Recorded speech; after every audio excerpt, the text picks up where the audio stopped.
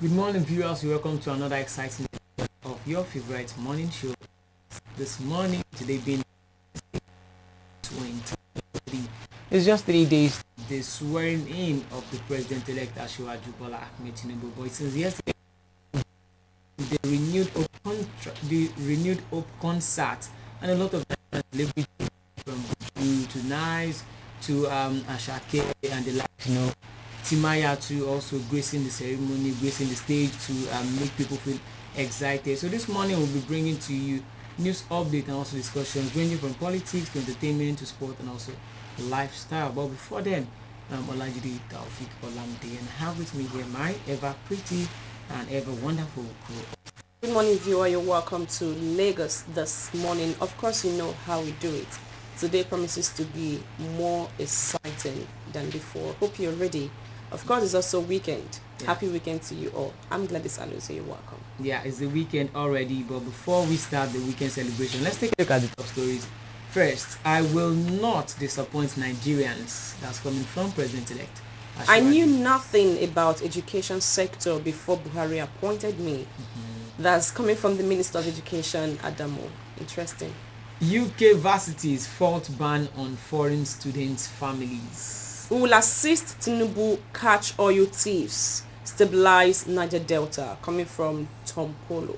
Controversy trails Ooni of Ife and Pete Edochie's handshake.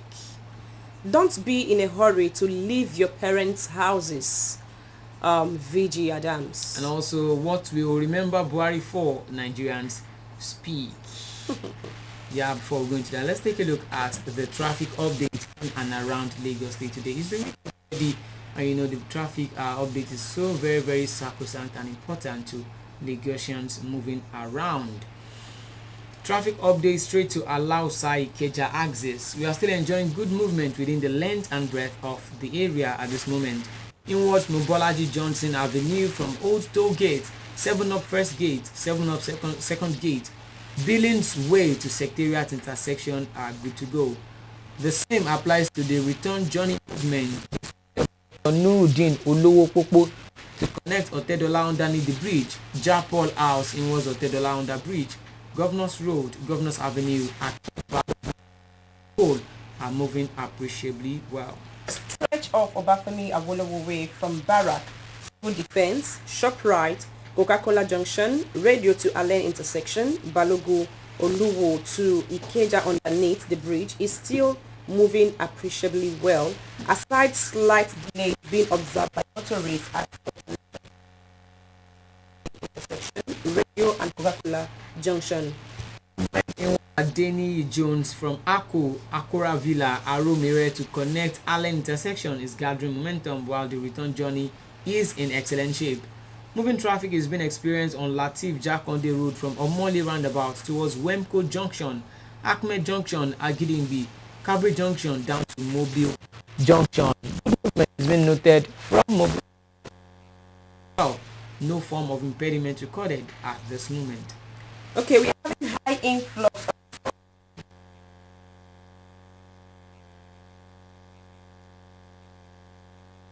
of bridge ascending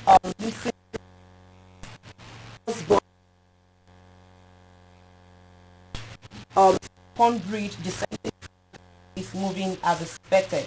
Officers met ascending McQueen. McQueen Bridge in Bonny Camp is good.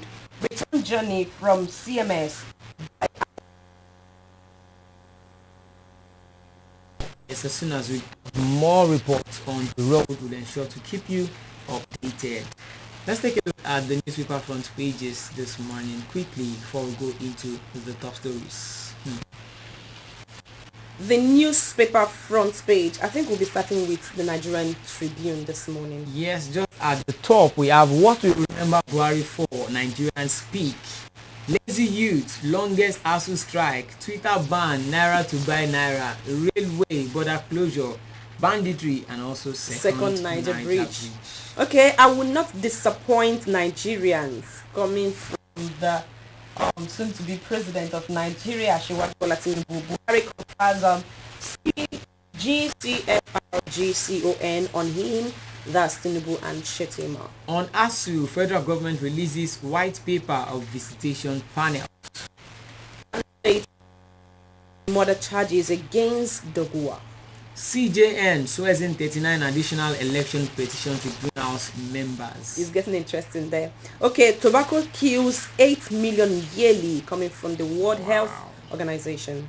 Southern Middle Belt leaders restate position on fiscal federalism, insecurity, judiciary, and others. As Court of Appeal slams 40 million naira fine on ex-presidential candidates seeking to stop Tinubu's inauguration. And also on Nigeria Air, Nigerian airline solicitors write Buhari want him to stop project.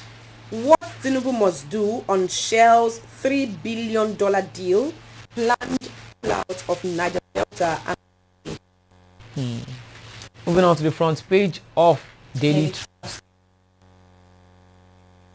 Run a good race, finished my course. Coming from Buhari, my administration best in road infrastructure. GCN and Shettima says Tinubu for Nigeria. Yeah, that's just what we have on the Daily Trust. The Nation, we have Tinubu. I understand the magnitude of task ahead. Gets baton of service transition documents. Of course, as Buhari confers GCFR on Tinubu, GCON on Shettima, president after a good race I have passed. Still on the front page of The Nation, we have I knew nothing about education when appointed. Minister recalls early days. UK MP varsities knock rule on foreign students' families ban. As Soludo writes Buhari on Nnamdi Kanu's release, work begins on 45-kilometer Akure Ado-Ekiti road. I understand the magnitude of task ahead. President-elect gets baton of service transition document. Buhari confers GCFR on Tinubu. President, after a good race, I have passed the baton. As 1 million Nigerians captured for NIN, says federal government. On US 2024, Florida governor to challenge Trump for ticket. Moving on to the front page of The Punch this morning, reps insist on $2.4 billion oil sale probe, grills Malami. On May 29, airplanes arrive today. Court fines lawyer 40 million naira over anti-Tinubu inauguration suit. And also health workers begin indefinite strike. Federal government shuns demand. But I thought they said they've stopped their strike. The resident doctors, coming up with another strike again. Alright, moving on to the sporting scene on yesterday. Manchester United 4, Chelsea 1. Devils humiliate Blues to seal UCL sports. Okay, listen, we of United eyes Declan Rice and also Mason Mount. Chelsea court player 75K a week. Ewe. Lily wants Orban as David replacement as Pep Guardiola fumes over Haaland disallowed goal. Pep fumes over Haaland disallowed goal. Potter in line for nice job as Di Maria set for Juventus exits. Interesting. For you on front pages this morning. We'll be going on a short break. Please do hit on the comment section that you can call in after the break to air your opinion on the discussions that we have. You're watching Lagos, Lagos this morning. We'll be right back. 100 Nereko, Estambaseko.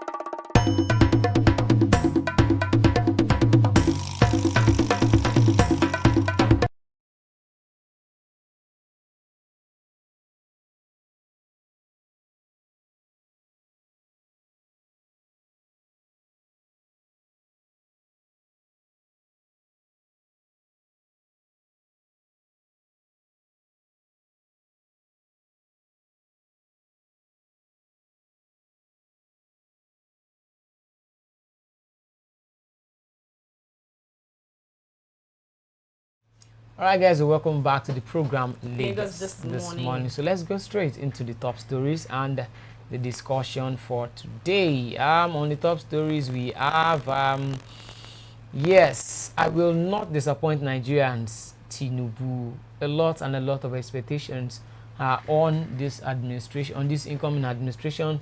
77 trillion naira debt, and also more debt being incurred by the federal government. We have the issue of insecurity, because right now in Plateau State is just nothing to write home about. Killings, even farmers and herders clashing, just series of issues all around the place, and also the devaluation of the naira as well.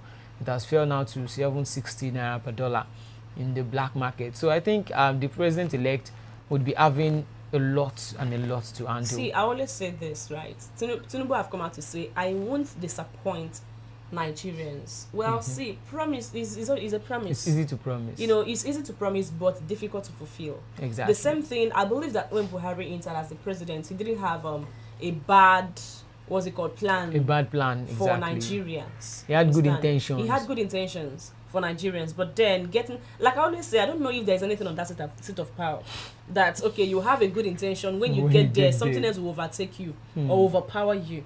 Because I don't think there will be a reasonable person who wants to who aspires to acquire a particular position. Then when you get to that set of power, you start doing the otherwise. The opposite. I don't think there is anybody like that, Yes, but then exactly. We've seen this promise now, just like the passing president did promise Nigerians a lot of things. We heard about what he would do in the oil sector when he gets in, the and education even the naira sector, as well, the 1 naira naira and to all $1. That one. In fact, one naira was almost equivalent to 1,000. Sorry, $1 was almost equivalent to 1,000 naira. At a particular point. Probably we didn't understand whether he meant 1,000 to $1 or something. But any which way, the new president or the incoming president, Asiwaju Bola Tinubu, you won't disappoint Nigerians. Also remember that there is a lot on your table already. Nigeria is owing a lot of debts. Yes. And then our oil sector is nothing to write home about.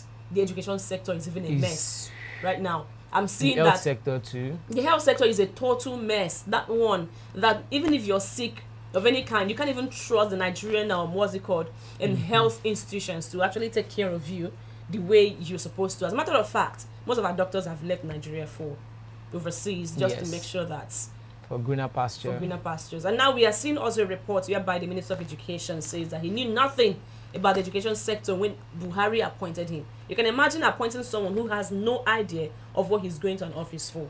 Yeah, that's what we're talking about. We need capable hands. If someone's an engineer, let this person go into the engineering part of the economy. If you are someone who is in the education line, or you're an administrator, you know how to you are a manager of men, then you can go into the education sector and you have this idea, you have plans in your mind that you want to, execute. Be in that sector, be in your strongest position. When you are in your field, nobody will be able to defeat you. Just like, okay, let's say a footballer now, a typical striker who is meant to score goals, who is born to score goals, now you put the person at the goalpost to now start saving goals. It's not possible. The person will fail. Now we can't calculate the strength of a goalkeeper by how many goals he has scored. No, he's meant to save goals, not to score goals. So that's what we just need to do. So I think Adamu coming out to say now, I think it's just, to me, I think it's hypocrisy. Just like Justice Keyamo came out to say that, the position of, would I say, what was this position that they gave to him? Minister of State or Minister for State or something, that it is not constitutional, like it's an irrelevant post. But when they were giving you that position, you didn't reject it, and you were not saying that, okay, I don't want this post because it's not constitutional. And but at the end of the tenure, you are coming out to say that it's not constitutional. A lot of things are actually very funny in this country. Like when I saw that report, I knew nothing about education. Even me myself, I know that he does not know anything about the education sector. When the whole strike and all were going on, a lot of people were asking questions like, "Are you sure this Minister of Education actually know what his job is?" Exactly. Because the lecturers are calling for they are calling on the federal government, and the Minister of Education was just adamant. Very quiet at some point. He wasn't even saying anything.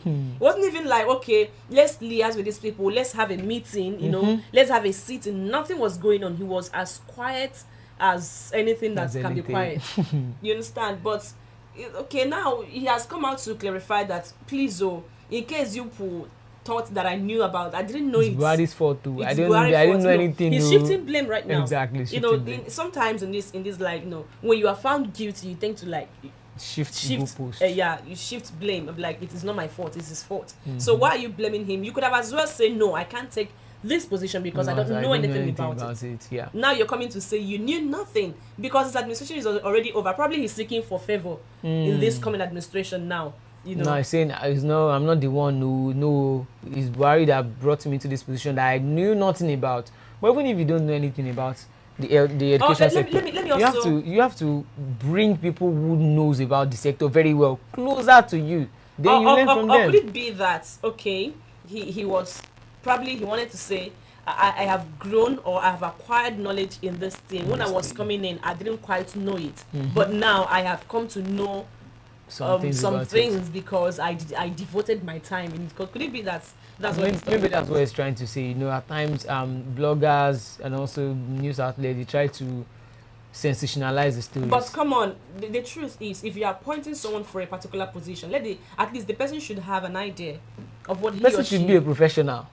Because this is a country, it's not a try and error scheme. The person should be a professional in that field. We can't start trying someone for 8 years now. He has been there as a minister of education, and we had this longest association. Imagine I'm appointing someone who studied horticulture, that's a horticulturist, into the economic sector. Imagine. Just like the person knows only about flowers, and then he's going into the person will perform woefully, like extremely woefully. That's when you'll be talking, they'll just be looking at you, okay, what am I supposed to do? What are they saying? You won't be able to understand. I just feel that this incoming administration has a lot of work to do. If it's possible, they should dissolve some people, sack some people, and appoint capable hands so that we can actually move forward as a country. This is not how will I be, even if it's a family. Yes. Before you plan of getting married, you must have thought that, okay, I'm capable of being a father. Because those are the things that you're supposed to think about. Okay, I want to get married. I am ready to be a father. If children start coming, now they are appointing you. You should have a complete knowledge and an idea of what you're going into that office for. Not to go and do try and error. That's disastrous for a country with over 200 million people. Exactly. I think at times they use this position to compensate people, probably for their support during the campaign, exactly. And I'm not against appreciating people, but if they supported you with money or something, you can support them back with money again to say thank you. But putting that person in a critical position that would affect the lives of millions of students of Nigeria, that's very, very disastrous. It's very bad. And also the person that is in that position, there are some positions whereby once they put you in this position, you've not been in that position before.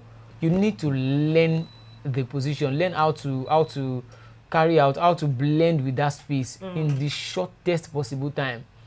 You can't start saying, okay, over the span of 8 years, or it took you 4 years to learn the ethics or to know what is going on in the education sector. Just call a meeting once you become the minister for education, for what's it called, education per se.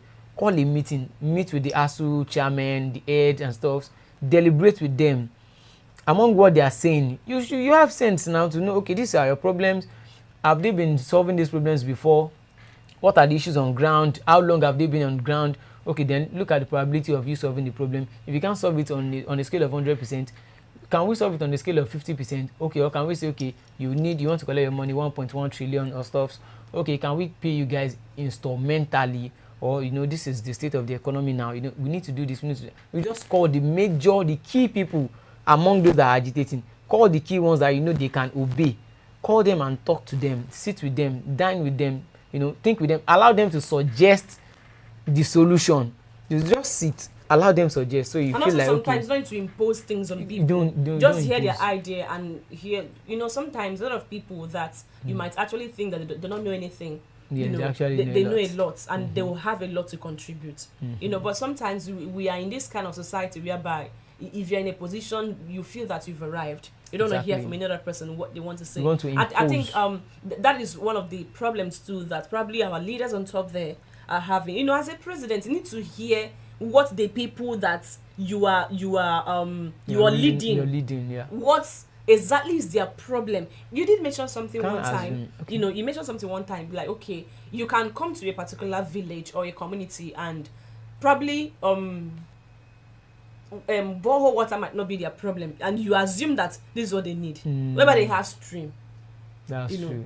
They have they actually have water. They go to the stream and all. Put a borehole. It's not bad, but is that what they need? That is not what. Probably what they need is a health what's it called? Health facility, and that's what you should provide for them. You need to be closer to your people and know what they need.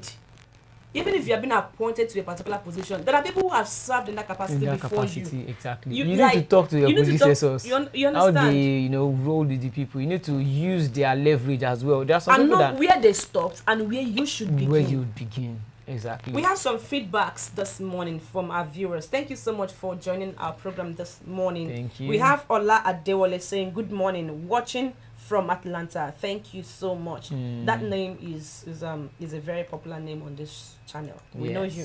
Adetunde, good morning, house and family.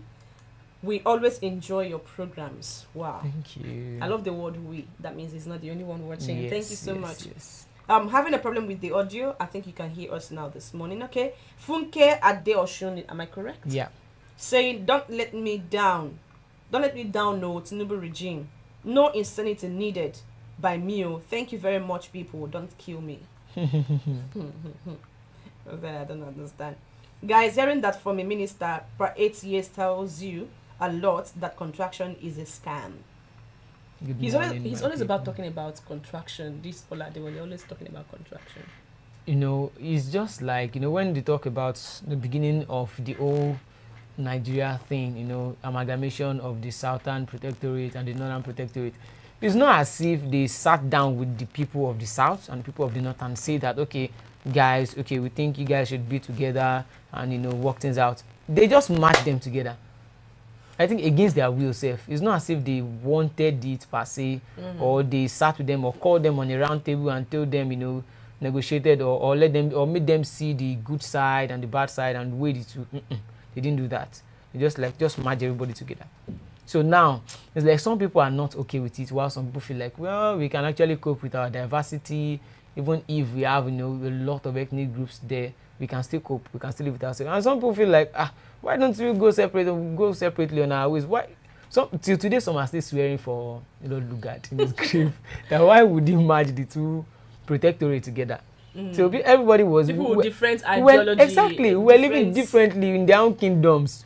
People were ruling themselves in their own separate kingdoms. Sometimes I imagine how life was like, or how Nigeria was in those days whereby you are just on your own. I think it was sweeter. You do, of course it would be. Imagine more peaceful. Even as at the time I was growing up, you know, the time I was growing up though, you know, staying in the village then, you know, like it was actually fun. Life was so fun. Yes. You know, did you even stay in the village at all? You know, I served in the village, so I swear life in the village is 100%. It's just so cool. There is this sense of you just do your contentment. thing. Nobody's disturbing you. You know, you just go to your farm, you come back, you know, cook your food.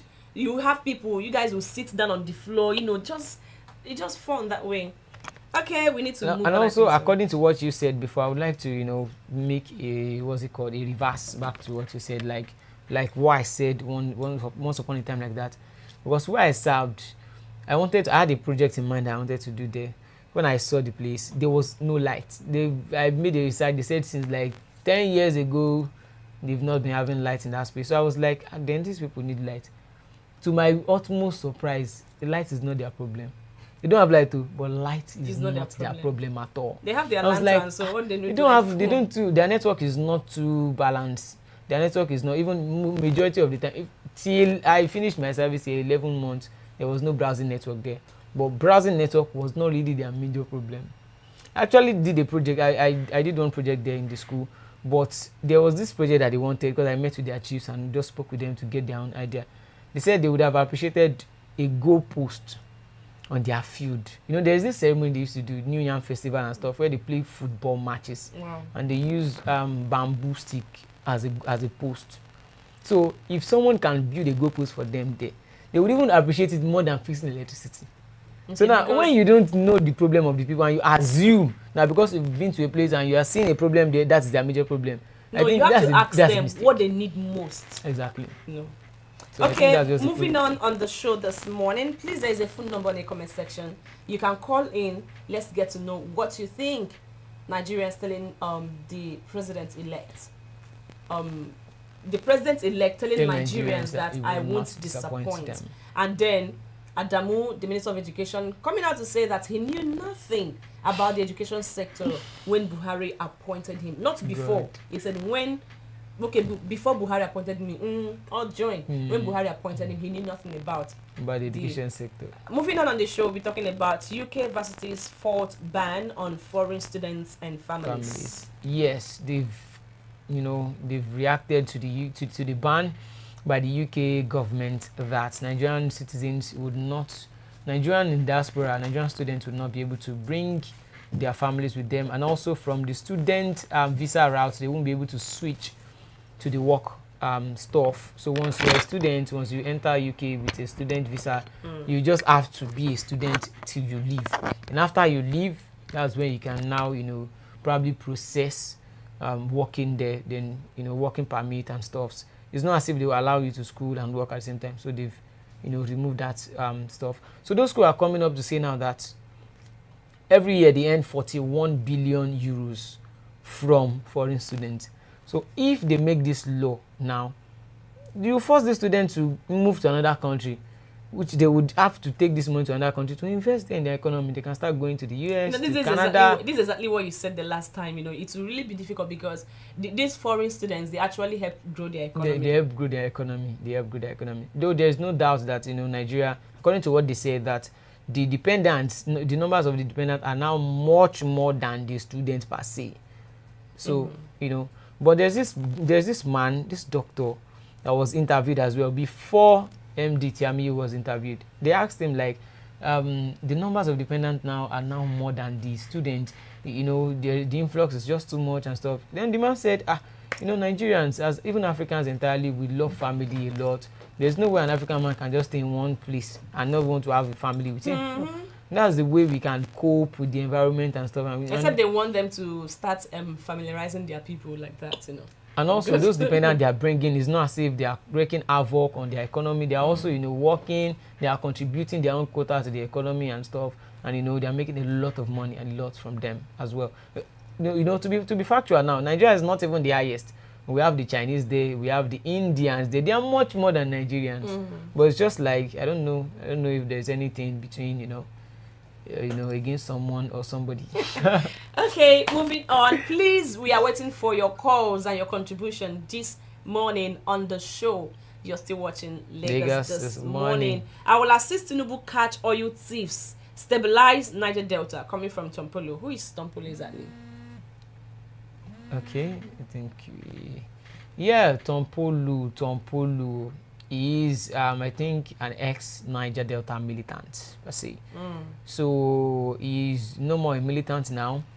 So he was even given a contract by this administration to protect the what's it called, the oil infrastructure in the Niger Delta, area. So this guy now, coming up to say he would assist Tinubu catch oil thieves. I think when you say you want to catch oil thieves, that means you actually know the routes of those thieves. Probably you even know some of them, or you know their kingpin. Because you can't say you would destroy what you know nothing about. Same thing I Or you wanted want to to say. apprehend someone Thieves that you know don't. Thieves, they know they are. I'm not saying that he's a. No. I didn't say that. But but on In one way, directly, there's this indirectly. word that usually say that thieves know thief. Na person wey know person they do person. They do person exactly, Yeah, and a that's person what will know the Nigerian way of road. saying it. Now it sabi people they pass the road. And now you go still lead people through the road. Exactly. Because he sabi the road. It's Sabian. You know the kind of people they pass that road. You know all the Appian ways. Normal. Okay. I don't know what you guys think about that. You help Tinubu to catch oil thief, and of course, this oil theft is just becoming something else. That's where we've left our own oil refinery. Now we are trying to pay attention to the one man refinery. Actually, I watched a particular documentary by a Westerner, a white man or something. He came down to the Niger Delta creeks, and he was nearly shot by the guys there. So he sat down with this guy. I've forgotten his name. He was masked up and everything. Then the guy said they are into this militancy stuff because the government, they take from their land here. They depend on the waters there, to fish and stuff, and they don't give back to them. Like that's why majority of them are into that stuff. I don't know how true it is, but I've heard that federal government remit some amount of money or some kind of money down to that space, but there are some people that are the figureheads there that as the last time I know, remit the money to the guys. As the last time I know, these states like Rivers, Bayelsa, and Delta, these main oil producing states, they pay them. They pay their youth every month. When I don't know about now if they still do it. Okay. They pay them per month. Provided you're a male child, they pay them per month there. So I don't know if they still do it. And if they've stopped doing it, that's one of the reasons why they will start all these things, because some of them, they will protect what they have. Yes. If the government should pay attention to them, and so not to allow any kind of what's it called? Not allow things to go wrong in that area. Yes, I actually think the from my perspective, I think the best way to protect all those pipelines is to employ those people, make them security of the pipelines, and pay them. So it's not as if you are giving free money to them. They would work for you indirectly, and they will also be useful for themselves too. Definitely. So maybe they should just make a kind of formalize that kind of security outfit. It might be under the federal government, or even under the state. Under the state, let's just say, okay, probably you're meant to give them 50,000 naira. You're meant to give them 50,000 naira every month, like per head. Now you can just say, instead of paying a security outfit to secure that place and be giving free money to them, and you don't want to just give free money anyhow. Let's say you want to give that same security outfit 50k to as well. Slash that money to increase their money into like 75k or so. Then formalize, make that security outfit look like a formal one. You can even create a uniform for them, create a badge or a face cap or something. Let them look presentable. Then they will you can even train them. They can be trained by the army. So let them secure that space. They'll be seeing themselves as being relevant. And they'll have this joy that exactly. They're working for the federal government. And then they're earning money. Those that deserve more should be paid higher. Exactly. So they will have their heads there, everything will be hierarchical. So those people would now be protecting their own. Once they know they are earning from it, they will not want it to spoil. They would not. And you can't be protecting something now, then that thing damages. You have to. But what you said now is a good idea. But see what our government will do. They will rather bring in the military into that area. and be fighting those and be people. and not the military will fight them. Those people will get angry and they will Get angry and just react. That's what I just think. I don't know if maybe they can make me the minister for petroleum. I'll do it. Okay, before we move on the show, let's go on a quick, sharp break. Yes. You're still watching Lagos This Morning. Please stay tuned. We'll be right back. 100 naira, that's ambassador.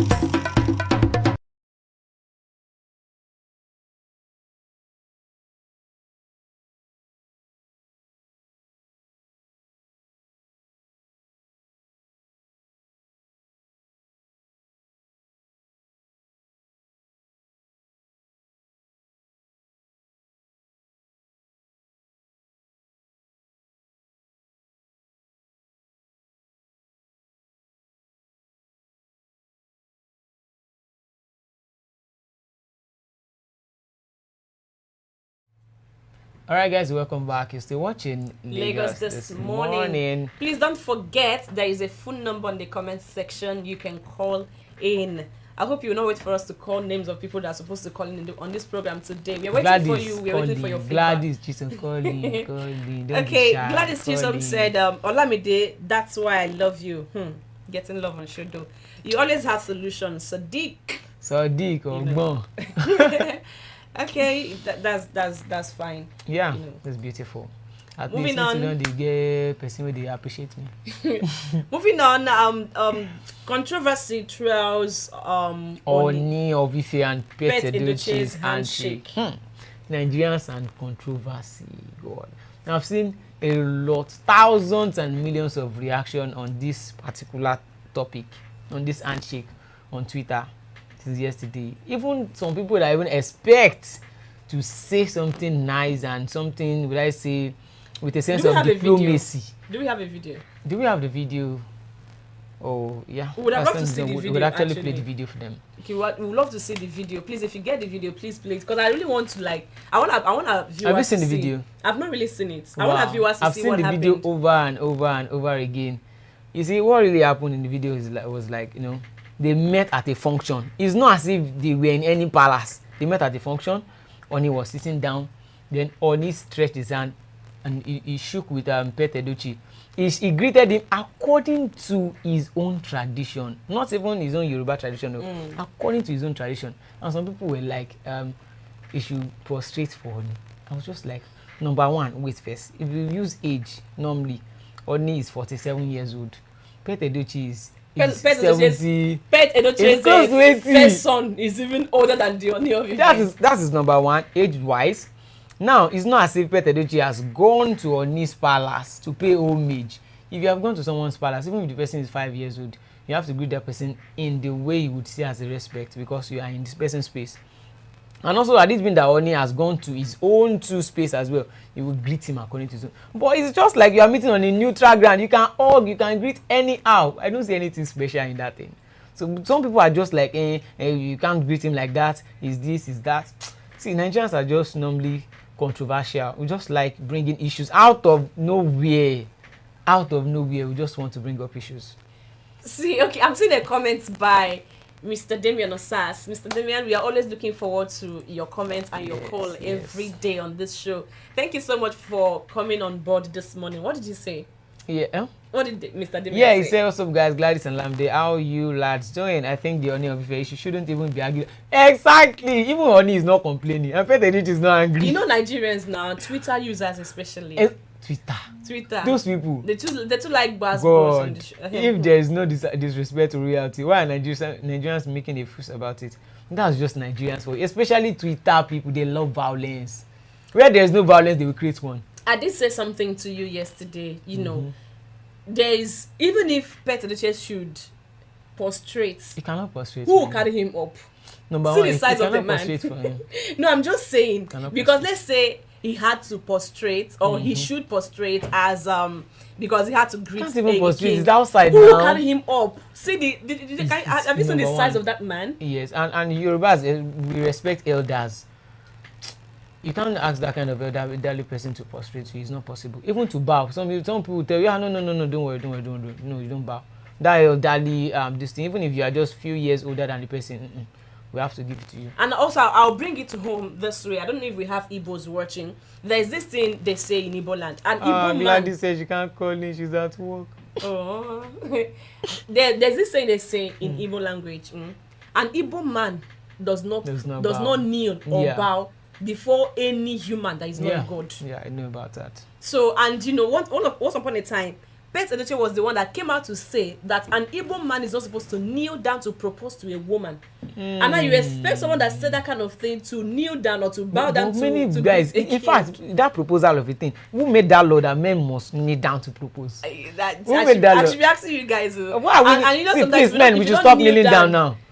The best thing is just to do is that not to feel would I say like you are being arrogant or you don't want to kneel down. You just propose on your bed. You know, while you are lying down. You know this lady. What's her name? No. This lady. Riwari Pikin. Yeah, you know, she did say something that the husband just sat on the tea and brought that ring.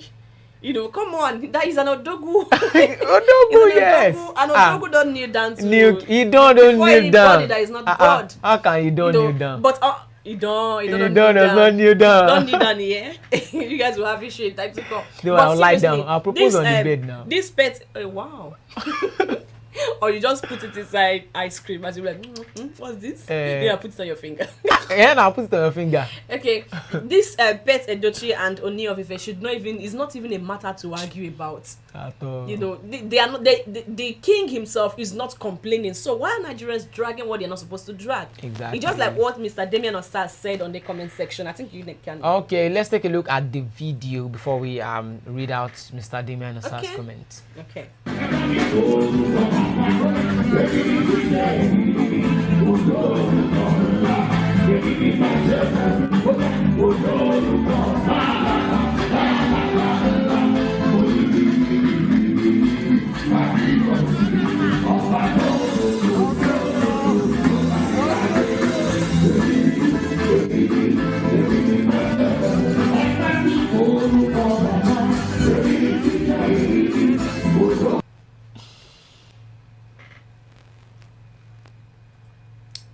Alright guys, that's the video. Pete Edochie and Ooni of Ife. Mr. Damian Osas said, see the way he's walking. See, there's something I perceive about Pete Edochie. There's this kind of greatness, this kind of aura of greatness he radiates. You say glory effortlessly. He carries glory. See, I don't understand. It's only if even if you are blind, you would feel it around him. He just carries that kind of aura, that kind of energy is just, you know, something else. We are becoming to have an insane society, and people become too awoke on the wrong direction. We divert our attention to a minor sin but disregard getting violated by politicians. Great point there. Yeah. Great point there. So I think there's nothing too special about that. It's not an issue at all. It's like both of them actually even enjoyed. But that greeting, that kind of handshake, is it as if they've rehearsed it before? That handshake just stay one kind. How was the handshake? It was very, very sweet, like just shaking face. It's just like one small thing, not like this. Hey, only you understand. Not did one sign like this. You understand that? Oh that side, yeah. But seriously, only if already know this is how the Odogus in Igbo land they greet. You have to take front, do the back like 3 times, and you come back. They did one sign, maybe like one sign like this. Maybe me too. I'll become a king, so I'll know the sign. Okay, let's move on the show this morning as we wait for your feedbacks. And on a lighter mood now, on a lighter one, don't be in a hurry to leave your parents' house, VJ Adams. Even Jesus Christ, this day in Papa's house at 32 years old. Who I be? Where am I running to? Be deceiving yourself. Be deceiving yourself. But I believe one of the reasons why he said this is because of the things that we see today. Yes. You know, you see a guy 18, they'll be like, I'm mature. I have to leave. I have to go and start up life. What life exactly? I'm not saying it's bad, but then you still need to be guided by your parents. Normally. you think you need to be guided. Most of them, once they finish secondary school, they feel that okay, life has started. At 17, or these days they even finish secondary school at 13. Some finish at 13. And the pressure. I think what they see on social media, just like Redman now is just I think 21 or so, and all these footballers they see on the EPL, EPL, Serie A, and stuffs. When someone like Phil Foden has, I think 5 Premier Leagues now or 4, they know he also has 2 kids now, but they can't compare their life with those people they are watching on social media. Even some of these influencers are living fake life. Many things right in front of the camera. Once you finish the video, you put it on Premiere Pro, you edit it, you cut out those ones you don't want them to see, then you put only the ones that are suitable for people to see and say, oh wow, you're living, you're enjoying. That's what they say, don't believe everything you see on social media. You don't even know, maybe the guy, used his friend or his colleague's room, or he just went to one service apartment to lodge, then make pictures, videos, and start posting it bit by bit. Or it's even green screen. But they just believe what they are saying on social media, and they feel like, okay, at this age I should have achieved this thing, I should have achieved that one. And also, so I feel that some parents should learn not to be too harsh on their children, because when you are overly harsh on them, they want to leave you. This thing is too much. Please, my friends. This is not how they are treated. So I just have to leave. Let me have my peace. Let me have my space. And also on the other part as well, aside from the treatment and stuff, Vijay Adam said something. He said there are some people that are making cool money as around 20s, early 20s and stuff. That this is just the idea of the whole thing. You can't be staying in your parents' house and just be relaxed. You'll be wasting your time. Now imagine, let's say at 21, probably you're done with school or you have a source of income. Now imagine that you are paying rent. Be paying that rent into one account. Don't withdraw the account. Don't withdraw the money from that account. Create a fixed account whereby you can't even withdraw anything. Now picture yourself as you paying rent in that house. Let's say you're paying rent of 500k and you are making money, you're going to work. Raise that 500k every year, drop it inside that account. If you raise that money for the next 5 years, you know how much you have. So by then, if you want to actually go out there to rent a house and start living on your own, it's not as if you beg anybody for the money, or you'd be going into what you didn't even plan to go into right from the start. So he said it's just an avenue. Your parents' house is an avenue for you to save up. Even if you now want to acquire a building, just imagine someone would I say saving up to about 700,000 naira, saving up to 1 million. There are some people who are making, working online, as a tech guy, software developers and stuff that are even very, very young, like 22, 23. You're making about 800,000 naira. In the next 10 years, if you are saving that same amount, that will be about 8 million. You can even, if you don't want to just keep it there, you can invest on land. Just keep on buying land. Buy land anyhow, even with your last penny. Buy the land. It would appreciate over time. Then let's say you've got about... Land is the only thing I know for now that does not depreciate. Let's just say let's say you've gotten land now. You've acquired probably 3, 4, 5, 6 plots of land. Over that space, over that time, like 10 years. That first one that you acquired, in the space of 10 years, forget. The money, that amount of money that you used to acquire that land would have doubled or tripled. So by then you can say, okay, let me sell this one land. Use half of the money to buy another land again. Then half of this money, let me rent house and start, continue your life. It will be on a balanced scale like that. You won't be pressurizing yourself anyhow. You won't be running from pillar to post. So that house is just a means of, preparing yourself for the outer world. They shouldn't be in a rush. Yes, children are not supposed to be in a hurry, or we should not be in a hurry to leave our parents' house, because come on, it's cold outside. It's very cold outside, and the pressure is too much. Weser. We are seeing Mrs. Gladys Oyabo. She has come on board. We're waiting for you, ma. Thank you for joining us. Let's take a look at this comments by Damian Osas. I don't know if the judiciary would do the needful on Obi's case, but if Tinubu ends up becoming president, I hope he instills some kind of dignity in the judicial system. I'm not a fan of him. But I hope he can make a Nigeria where the law of the land is adhered to. Not where people just boldly disobey court orders and federal government disobeying orders that don't match their intention. I pray for a better Nigeria because as we speak, there is a huge tribal division. And this tribal division, it is our politicians that is creating it. You know, fanning the flames. They are the ones. They are the ones. Because if they are not, look at them. Just look at what happened during the cook-a-thon by Hida Basi. See the way Nigerians, everybody was there cheering her up. They didn't even consider the tribal difference. Some people don't even know where she's from. A lot of people, some even say that she's a Ghanaian. Exactly. You know, that she's half Nigeria, half the but she's living in Nigeria. You know, you have to, something like that. But people were just there cheering her up. There was nothing like, why are you here? You are Yoruba. It is our politicians causing all these things. Like he rightly said, and I believe what he said here, the next president of Nigeria has a lot of work to do. I've said that before. We need to be, Nigeria needs to be a law-abiding country. Because from what we are seeing now, we are not law-abiding. Both from our politicians down to the citizens. Everybody is just doing what they like, how they want to do it, and how it's comfortable for them. Nobody cares about what the law says. Because even if you have to go to court, provided you have your money, you can buy the judge over and he will do your bid. That's what we are seeing here. He did mention that he's not a fan of the president-elect. Like a lot of people are not actually a fan of him. But then, if he eventually gets sworn in, actually there's a sitting today going on. Yes, the PDP, the case that Shetima has a double nomination. Yeah.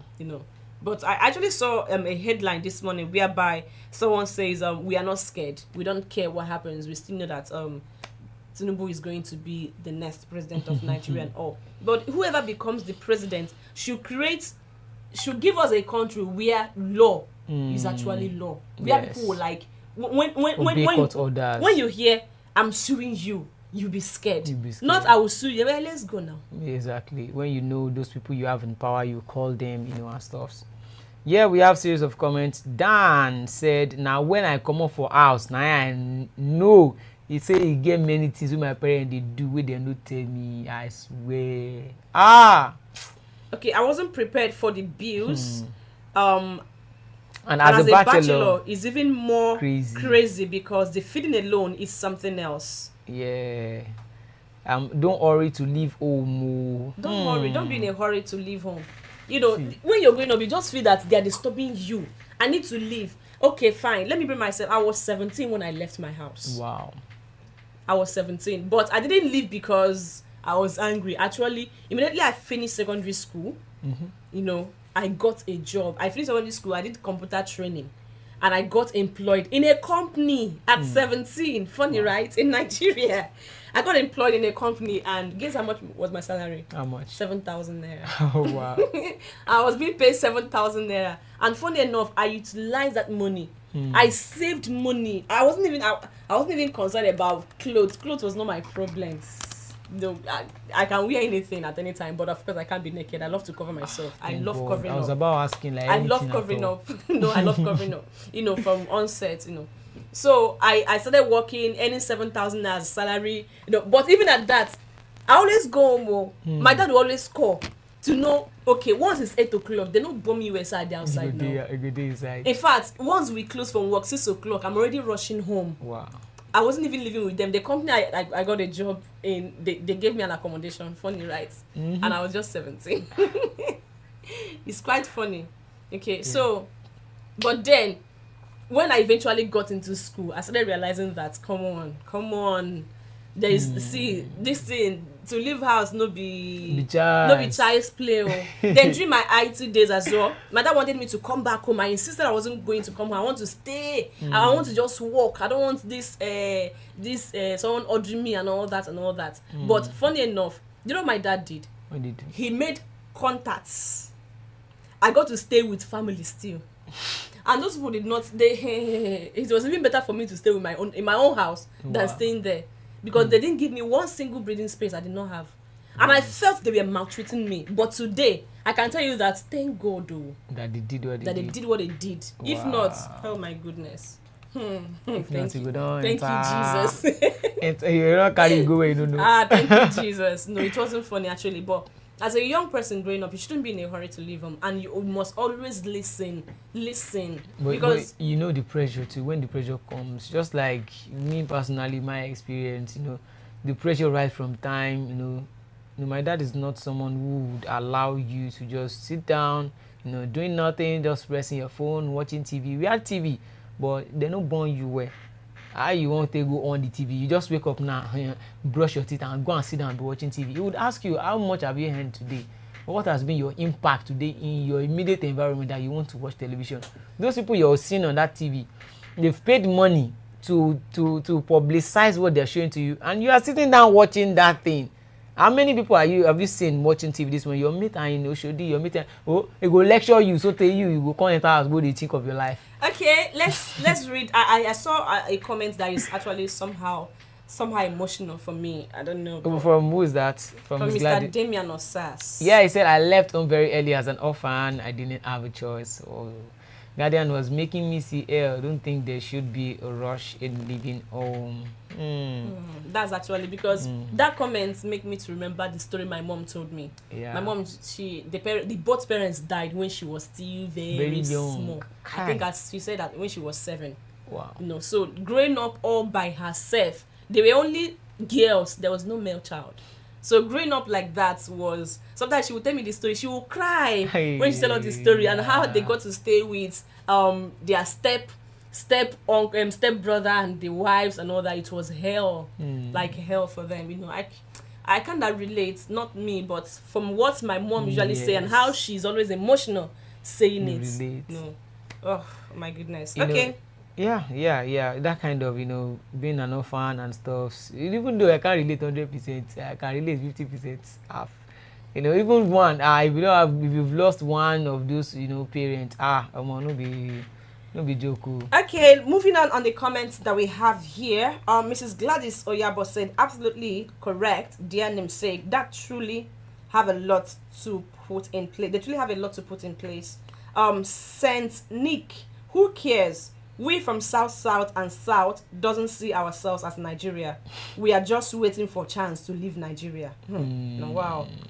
Mrs. Gladys Oyabo says, yes, our parents are indeed our source of inspiration. A good advice. You should not be in a hurry to leave home. It is harsh out there. It's very that's harsh. The truth. But then it is when we are with them in the same space, it's like they don't really value.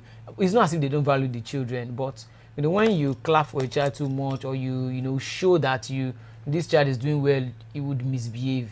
I think that's what. I don't understand. Which child will misbehave when the parents say that he or she's doing well? If you show that thing too much, that's why I added the too much to it.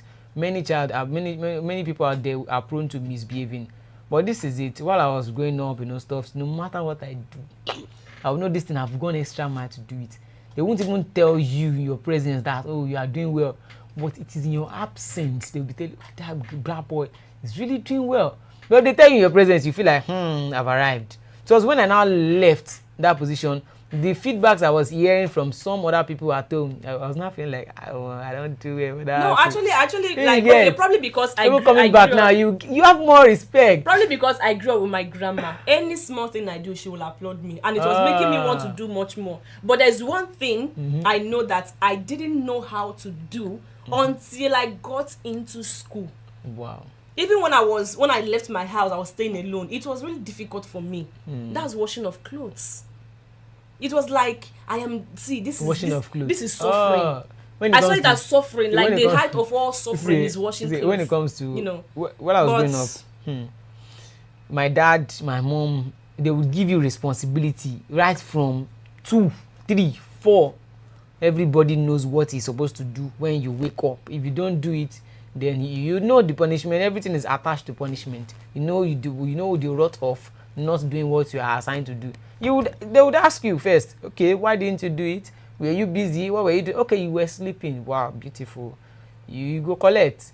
So all these kind of things, I think we really need to. It's not as if they are being harsh on us per se, but they know that life itself is harsher than how any parent can never be harsh. Life is very, very harsh on them too, and they're also humans like us. At times we expect our parents to be perfect. They can never be perfect. There was a time I used to feel like, okay, my mom should have done this, my dad should have done that, and the likes. But when I now to some extent, when I went to school, like I gained admission, and during my service here, I now understood that these people too, they are human beings like us. They make decisions. They can make right ones at times, and they can make wrong ones at times. So we shouldn't just feel like we really need to listen to them. And also, it's not everything they will open their mouth and say. We should be able to read their body language as well. There are some things they won't tell you directly, but the way they handle situations too is a kind of a lesson to us. Their experiences too, we need to learn. We need to learn from them. All right. Having said that, we'll move on to the next topic that we have. What we will remember Buhari for Nigerians. And they actually listed some of these things here. I don't know. You watching this program this morning, what will you remember the person president, the outgoing president, what will you remember him for? We have here lazy youths, longest ASU strike, Twitter ban, Naira to buy Naira, railway, border closure, banditry, second Niger bridge. Which one touched you more actually? Let's ask our viewers first. Please drop it in your comment section. What would you remember Buhari for? Is it the good? Is it the bad? Is it the ugly? Is it the NSAS? Is it the what was it called? ASU strike? Is it the cash crunch? The citizen brutality? Is it the election? What would you remember Buhari for? Drop it in the comment section. So what I would remember Buhari for? What I would remember him for? It's plenty. My sister. The one that actually during this touched Buhari's me. regime, our eyes saw shege. Our eyes were open. But the shege was visible. So I think right now, towards the ending of Buhari's administration, we are seeing shege, but the shege is now hidden. No, everybody's hiding their shege. No, we are already used to it. Like we adapted. That's what happened. Nigeria now stop adapted. Showing it. Well, there's no point showing. Even if you talk till tomorrow, what will come out of it? Nothing. And he even came out to say that I have run a good I've run a good what's it called? A good race. And I finished my course. Wow. He's quoting Paul. Wow. In the book of Timothy. I've run a good race and I finished my course. Wow. Wow. It's just so funny because I would like to relate back to the NSAS protest. It shouldn't have escalated to that extent. That shows the ability of a leader to manage crisis. And I think every leader out there, every governor, every president, that's the major skill they need to have, ability to manage people and also to manage situations. That kind of situation, even this longest ASU strike. How can you be a sitting president and your students are not in school for good 8 months, more than 8 months? What do you think they'll be doing at home?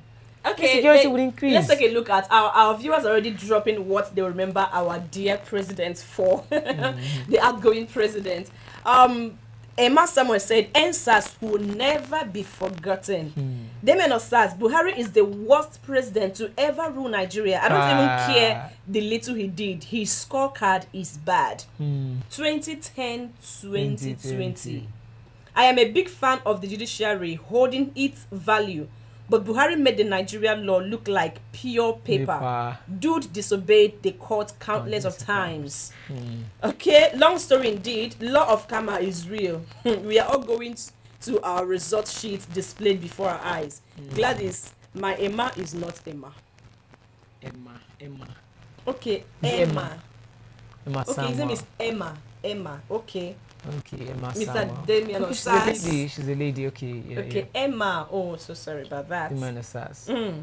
I despise Buhari. He is nonchalant. The NSAS actually, cried that night. God, I swear I cry. I never cried. A lot of Nigerians has a lot of things to say about the outgoing president, honestly. But one of the things that, let's keep the NSAS aside. Personally, what actually I will remember the outgoing president for that affected me is the Naira to buy Naira. That's no seriously. That period, that era was something else. Yes, because you had money in your account. We almost entered trade by barter. In fact, Yes. not almost. We actually intertrade by barter in Nigeria. I remember in my compound, you know, my neighbor will come to me, please, I have rice, please, I need Gary. You know, imagine this present time doing because you had money, but you couldn't spend the money. The money is in your account. There's no way you can make withdrawal. Exactly. Now you're going to a POS. They don't even have the cash. You now use your own money to buy money that you put in your account. And now the new cash is nowhere to be found. So it's just something else. It's something else. And then the NSAS protest, the police brutality, you know. As a young person walking on the road, police will have to stop you and search you. And now the Nigerian youth raised an alarm. And now then Buhari sat down, acting like he wasn't even hearing nothing. You know, that's why Mr. Demian said that he's nonchalant, which as well a lot of people saw him as. You know, he didn't really care about what Nigerians are saying out there. You know, instead he would rather travel, you know. But is it like he's not using the mobile phone, or they've lied to him so much? Because as the president, you should be watching what's going on, like the NSAS protest. You can't tell me that he didn't see it. He saw it. And also, I will not also forget Lai Mohammed. His impact on this administration will never be forgotten. From his name. You know, the Twitter ban. You know, where people can actually come express. Do you know there was more suicide, people that committed suicide in this regime than every other one. A lot of people died during the lockdown. I know of a young man who was working in the bank. We stay almost in the same area. Didn't you hear that story? In 2020, the guy committed suicide. Wow. Because after the whole thing, he went back to work, but they sacked him. And that's a job that he waited for years as a graduate before he got it. It was still in this same administration. Come on. Indeed, whoever forgets this administration maybe was not born. I just pray that we don't miss our dear president, you know, when he leaves office. Just like we used to miss the past ones. We missed and he has even told us that we are going to miss him. No, we are never going to miss you, sir. We will not miss you. Holy Ghost fire. We will not miss you. What kind of prayer is that? Honestly, Nigerians have a lot of things to remember the president for, you know, and we are seeing a lot of comments here from our viewers telling us what they are going to miss the president for. Okay? Damien Osa said, absurd, have some world mindset.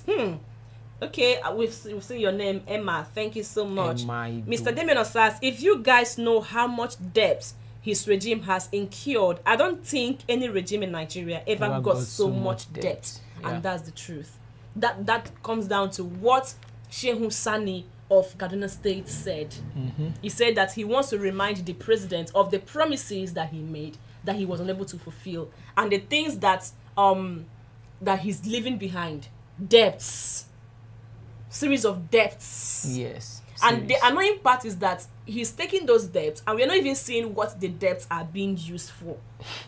You know, you just hear that we took this loan to do this, but we're not seeing pictures, videos, video evidences. There is no real-time evidence. You're only seeing pictures. In fact, before you even see the picture, Nigerians would have asked and asked and asked. Just words. It's just something else. I think sooner Nigerians need to stand up. I foresee something greater and bigger than end SARS happen. Something greater than what happened in Sri Lanka. Nigerians pray so much, and we think God will come down from heaven to help Nigerians. Everything is not always about prayer. You know, a lot of people, they will say, let's pray for Nigeria when we're supposed to be taking action. You know, like I said before, if case, I just pray we've that. been praying for Nigeria since 1960. I just pray that Nigeria, this new administration will actually. I don't really know. You are still praying. Okay. What should I say? I'm just hoping that something good comes out. I'm just hoping that we are already at the end of the tunnel. Let the light start coming out. Why will anybody put light at the end of the tunnel? That's how they've made it now. So now let's say this is the end of the tunnel. Please, lights come. Honestly, because if this light doesn't show up now, I don't know what is going to happen to our generation. Honestly, because we are it's as if Nigeria is in a debt mess right now, and we need a way out. Yeah, we need a way out of the mess right now. Sheyi Show saying that Buhari is the worst president so far. Closing the border is not allowed. Closing the border and not allowing food entry is the worst decision he has taken. You are not dying of hunger. this same regime, I see some politicians from northern state publicly threatened people and nothing happened.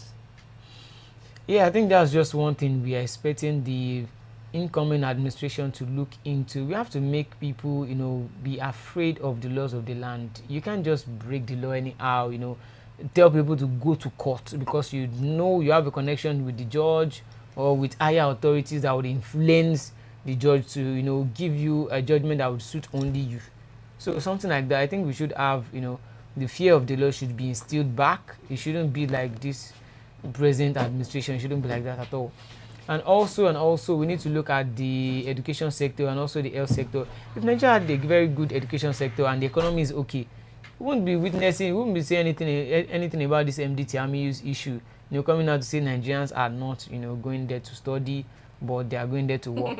That's one of the things that they listed that they're going to remember Buhari for. Someone actually said lazy youth. Lazy Nigerian youth. How can a president say that the whole youth in your country, the people under you are lazy?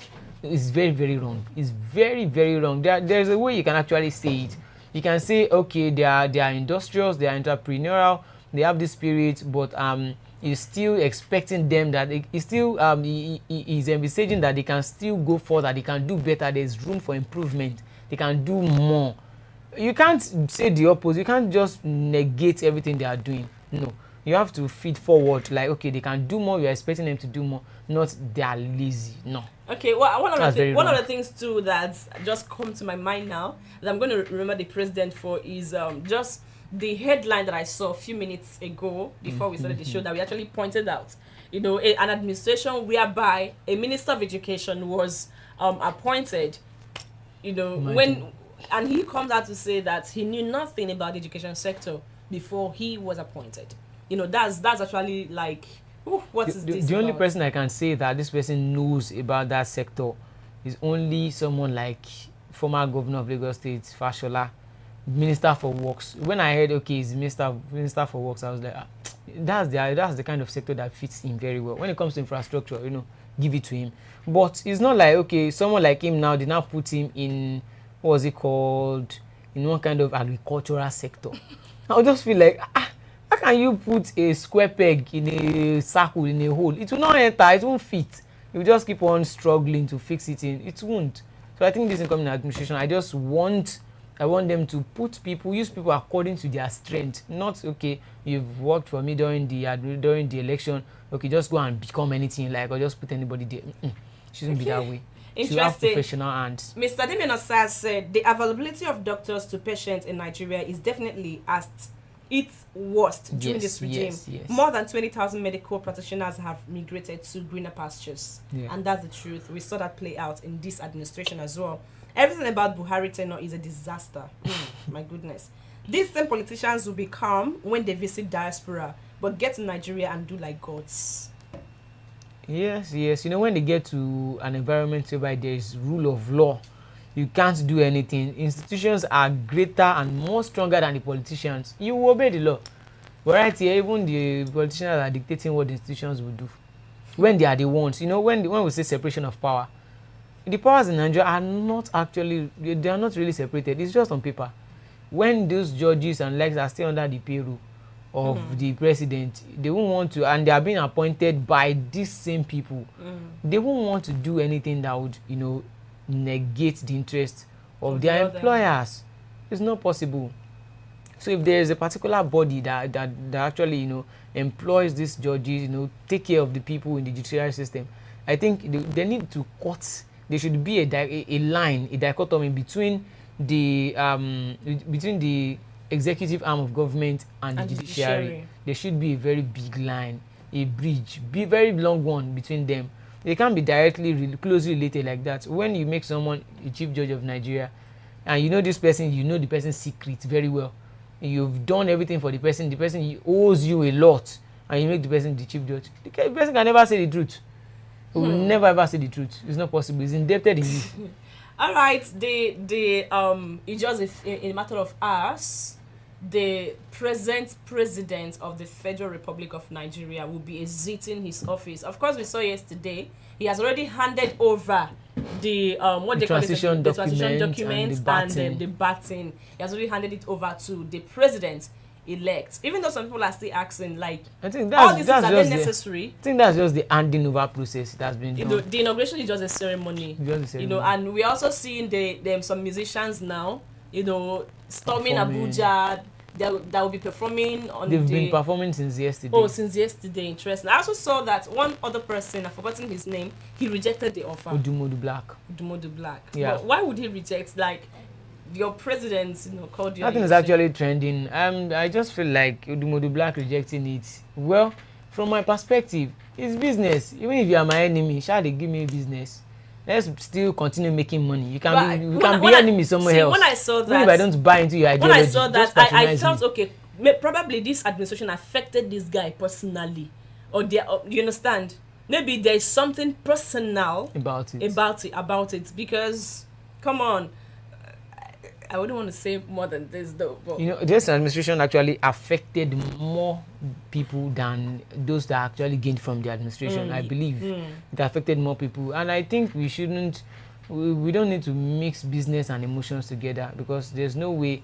Both your enemy, the people you don't like, everybody should be your customer. When you are into business, you shouldn't say, okay, because this person has wronged you before and he comes to your table with an offer, a very big one, and you be getting a lot of money from it, and also you get even that kind of platform that is getting. I'm not buying your opinion. See, this is personal. Wait first, I know it's personal, but I just think in business you can't really personalize things. You don't need to be on the same page with your customer. You are in business, not on you're not. It's not in your life per se, but just in that business. Like someone you're a musician now. I can't say he's a main musician per se. He's still an upcoming musician. On that platform, he will have, to reach out to more people. More people will get to listen to his music. It would increase his fan base. So, for me personally, from my point of view, I think he emotionalized it.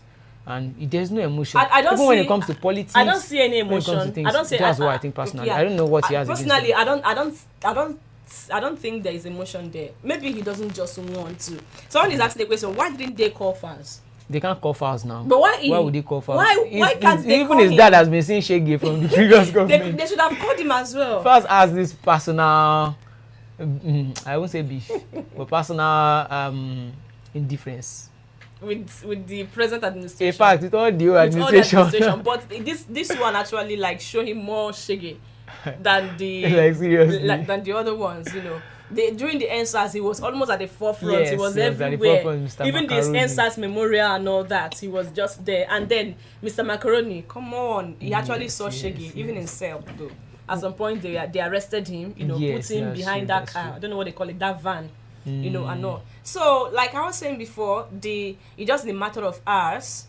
Buhari will step down, and then the president-elect will climb up. That's the best way I can put it. Nigerians are just saying a lot of things. Those that the administration affected more than it affected other people are coming out to say things that they would not forget about this passing administration. Now the question is this passing administration, will it be better or will it be tagged the worse compared to the one that we are going to experience? I actually think whoever would have won this 2023 election, Peter Obi, Tinubu, Atiku, they would have done better than this. They will surely do better than whatever. I love this. He said he has done his best. This is what he can do. It's the best he has done. No problem, fine. But now he's going out. I believe any of the three candidates would have done better. One thing I felt was when Buhari was coming into power, probably he felt we are still in the military regime. Whereby the opinion of the people does not count. You don't have to use force on people. And then when he came in, he said that okay, I can't use force on these people. I have to keep quiet. They should just cry for all they care. It's not my business. I'll do what I want to do when I want to do it and how I want to do it. Yeah. Okay, Mr. Damian Osas, Renato Media said before he rejects, he has his reason. That's what I said. Normally, he must have a reason for him to reject that. You don't eat every food, but it's sad most people would sell their birth right for money. but bold enough to say no to some invite. That's why I respect artists and celeb who turn down invites from these politicians. Yeah. He has his reasons why he actually turned them down. Not be everything. It's not. Reasons. See, you don't necessarily like you need said, to have maybe a he has personal this beef. personal. Maybe the administration affected Or him probably looking personally. at the whole thing. So what am I going there to? What's the fun there with all the things that you've done? So what is there to celebrate that you're living? You can live. After all, we actually suffered when you were here. So what's the point going there to sing and you guys will be happy? What will you watch me for? Well, you need to go so we see what the next administration has to offer. But I think the majority of people who went there, because Timaya was there too as well, maybe they just went there, let me just collect my money. I'm an artist. You've called me to come and perform. Shikina. Either, like I said before, I'm not saying that it is bad as they offer though, but then Nigerians, we tend to forget things a lot, and these people too, during the NSAS process, they were almost everywhere, chanting, marching, singing songs of solidarity, showing off their grievances and all, and now you're going there to me, I see it as you're going to celebrate with the person that made you cry. Yeah, we have many views to these things. Now they've cried, now they've presented money on the table. Come and perform. Let's pay you money. They go collect money, go back home. Interested. I think we are coming to the end of the program this morning. Let's take a look at the topics that we discussed, right? Yeah, briefly, let's take a look at the topics, the major headlines we discussed today. I will not disappoint Nigerians, Tinubu. I don't even believe any politicians, anything that comes out of a politician's mouth, I don't believe it anymore. Get there to that position. Do what you would do. At the end of the day, let's now score. Let's see what the first year is going to look like. Some people in fact, the first 100 days. The first 100 days, because some of them will say, "Give me 100 days." That's what they usually say. And I also saw this report that DSS now they said that how they even put it again? They've seen the plots by some citizens to truncate the inauguration ceremony and all. Now they've mounted. Yesterday the police were having a training 2 days ago for all the police force and all for the inauguration and all that. All those things are just mere tactics used by military personnel to send would I say, it's not false information per se, but there are some people that will be thinking in their mind that they want to do it. So in those people's mind, they feel like, oh, our secret has leaked. All these things is just false information. It's like tactical wars. It's like techniques being used, for warfare. Whereby you send messages out there. Oh, I know there are some people that wants to attack me. Surely there will be some people that are not okay with it, that want to truncate it. But you don't know them. You are just sending the information out generally, so they feel like you have actually, catch them. But you didn't even say anything. You didn't say anything. You're just saying your own. I knew nothing about the education sector before Buhari appointed me. We hope, the incoming government would appoint people who know much more about their sectors respectively. Just like the education sector really needs someone who know how to negotiate very well, someone who knows how to solve problems, someone who understands the importance of education. Yes, to be precise, someone who understands the value of education to be in that sector. And also there's no healthy competition anymore in the education sector. No. Because before, like, we are supposed to see like schools coming to compete with schools. I remember when I was in school during my OND days, our school, Polytechnic, Federal Polytechnic Diowere, went to Abuja to compete with other schools. I don't know in this throughout this administration. I don't know if anything like that happened. When they were at home for 8 months, God. They were competing at home. That's actually so sad. There should be that alone can motivate students to be like, okay, I need to read. Exactly. Let me do more. But now, there should be serious. You even hear things like school is scam. During my NYSC days, where I was posted to serve, the students were like, last school na scam. I didn't even know it was a song. I think why. I think this is why they used to say school is scam. Just look at some, would I say, some unnecessary and nonsense programs they've been doing nowadays, giving the winners millions. You won't see all these companies coming out to sponsor educational programs. They won't sponsor them. So someone asked a question: what happened to Who Wants to Be a Millionaire? Programs that are educative and informative. They killed all of them. They are not showing us probably people that are almost naked, on TV and no. I'm not calling any this thing, but then we know them, right? And now people will be like, okay, what did they do? And they gave them money. So school is scam. So let them even go to school and stuff like that. So we need to encourage we need to like have people in the education sector who understands the value of education, so that students, when they go out there, they can actually compete healthily with other institutions, even if in Nigeria or outside Nigeria. Yeah, I would always say if I get the opportunity to get into the education sector in the main place, you see all these institutions, probably federal and state universities and even polytechnics, the best students there, like overall best students, they need to get automatic employment. And of course, don't forget that these lecturers need to be paid well. They need to be because paid it's well. When you don't pay them well, they hit so hard. They need to be on paid well. They need to upgrade their knowledge too as well. They need to be put on their toes to work and impact adequate knowledge that will be useful to the student outside. And also, these schools need adequate facilities. Yes, so there will be investment. You would first of all invest in those schools before you expect returns as well. You don't expect returns from where you didn't invest. So as a matter of fact, this administration needs to invest so much in education. Yes, because they always told us, or they've always said that education is the key or something like that. No, we are the leaders of tomorrow. Whereby the so-called leaders of tomorrow are not being educated and properly informed. What are they going to do? They will also become failures in time to come.